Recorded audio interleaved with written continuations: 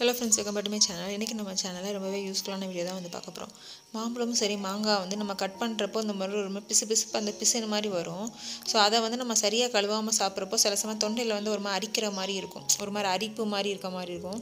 So அதை வந்து avoid பண்ணுறதுக்கு என்ன மாதிரி வந்து நம்ம வாஷ் பண்ணலாம். சப்போஸ் அந்த மாதிரி அரிப்பு வந்துச்சுன்னா அதை வந்து சரி பண்ணுறக்கூடிய குறிப்பு இந்த வீடியோவில் வந்து பார்க்க போகிறோம்.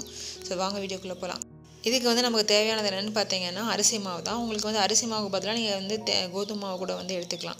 ஸோ நம்ம கட் பண்ணோடனே நம்ம பிசுப்பாக வரும் பார்த்தீங்களா. ஸோ அதை வந்து நம்ம வாஷ் பண்ணுறதுக்கு நல்ல நம்ம அரிசி மாவை வந்து ஃபுல்லாக எல்லா சைடும் நம்ம வந்து அந்த கட் பண்ண இடத்துலேருந்து எல்லா இடத்துலையும் சுற்றி நம்ம தேய்க்கிறப்போ அந்த பிசுப்புன்னு இருக்கிறது வந்து நல்லாவே வந்து போயிடும்.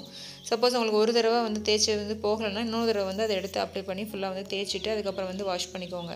ஸோ இந்த மாதிரி வாஷ் பண்ணுறப்போ நல்லா க்ளீனாக வந்து நமக்கு இருக்கும். இல்லைனா நமக்கு வந்து சாதாரணமாக தண்ணியில் கழுவுறப்போ என்ன தான் நம்ம கழுவினாலும் அந்த பிசுப்புன்னு இருக்கிறது வந்து ஒட்டி இருந்தால் நம்ம அதோட சாப்பிட்றப்போ தொண்டையில் வந்து ஒரு மாதிரி அரிப்பு இருக்கும். அதுவும் சின்ன பசங்களுக்கும் வந்து ஒரு மாதிரி ரொம்பவும் வந்து அது தெரியாமல் வந்து டக்குன்னு வந்து கட் பண்ணி கழுவிடுவாங்க. ஸோ அவங்களுக்கு வந்து இந்த டிப் வந்து நீங்கள் வந்து சொல்லி கொடுத்தீங்கன்னா அவங்களே இந்த மாதிரி மாவு வச்சு தேய்ச்சி கழுவிட்டாங்கன்னா அந்த அரிப்பு மாதிரி வர பிரச்சனை வந்து வராது. ஏன்னா தொண்டையில் வந்து என்னமோ நிற்கிற மாதிரி, தொண்டை வந்து ஒரு மாதிரி அரிக்கிற மாதிரியே இருக்கும். ஆக்சுவலி இந்த சேனக்கிழங்குலாம் சாப்பிட்டா நமக்கு அரிப்பு இருக்கும்ல. ஸோ அந்த மாதிரி வந்து மாம்பழமும் சரியாக கழுவுலன்னா அந்த மாதிரி இருக்கும். ஸோ அதுக்கு வந்து இந்த மாதிரி வந்து நல்லா அந்த மாவை வந்து தேய்ச்சி வந்து நம்ம வாஷ் பண்ணுறப்போ அந்த அரிப்பு இல்லாமல் இருக்கிறதுக்கு வந்து இது யூஸ்ஃபுல்லாக இருக்கும். அதுக்கப்புறம் வந்து நம்ம நல்லா வந்து தேய்ச்சி வந்து கழுவியாச்சு. மாங்காயும் அதே மாதிரி ஃபுல்லாக அரிசி மாவு நல்லா அப்ளை பண்ணிவிட்டு தேய்ச்சி வந்து நம்ம வந்து கழுவி வந்து எடுத்துக்கலாம். ஸோ இந்த மாதிரி கழுவுறப்போ நார்மலாக நீங்கள் கழுவுறத விட ரொம்பவே வந்து க்ளீனாக இருக்கும். நீங்கள் ட்ரை பண்ணி பாருங்கள். ஏன்னா அந்த மாதிரி கழுவுனா கூட உங்களுக்கு வந்து தொண்டையில் ஒரு மாதிரி அரிப்பு மாதிரி, ஒரு மாதிரி அலர்ச்சி மாதிரி, ஒரு மாதிரி தொண்டையில் ஏதோ நிற்கிற மாதிரி இருக்கும்.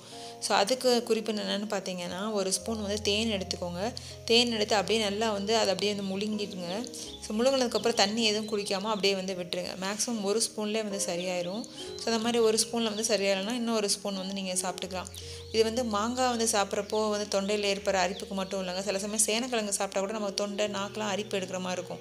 ஸோ அதுக்கும் அது வந்து யூஸ்ஃபுல்லாக இருக்கும். நீங்கள் வந்து ட்ரை பண்ணி பாருங்கள். ஸோ ரொம்பவே சிம்பிளான குறிப்பு தான், அதை வந்து ட்ரை பண்ணி பாருங்கள். இந்த வீடியோ ஏதாவது ஒரு வகையில் உங்களுக்கு வந்து யூஸ்ஃபுல்லாக இருக்கும்னு நினைக்கிறேன். இந்த வீடியோ உங்களுக்கு பிடிச்சிருந்துச்சுன்னா லைக் பண்ணுங்கள். யாருக்காவது யூஸ்ஃபுல்லாக இருந்துச்சுன்னா ஷேர் பண்ணுங்கள். இன்னும் எந்த மாதிரி வீடியோஸ் வந்தால் யூஸ்ஃபுல்லாக இருக்குன்னு கமெண்ட் செக்ஷன் வந்து சொல்லுங்கள். நெக்ஸ்ட் இன்ட்ரெஸ்டிங்கான யூஸ்ஃபுல்லான வீடியோவில் வந்து பார்க்கலாம். பாய்.